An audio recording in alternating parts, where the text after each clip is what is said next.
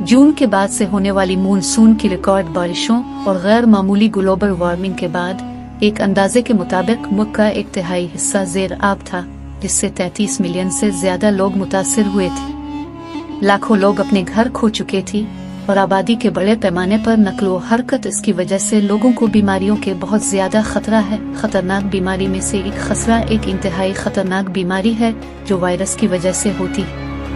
अगर इलाज न किया जाए तो ये शदीद बीमारी का सबब बन सकता है, पेचीदगियां और मौत भी वाक़ हो सकती है।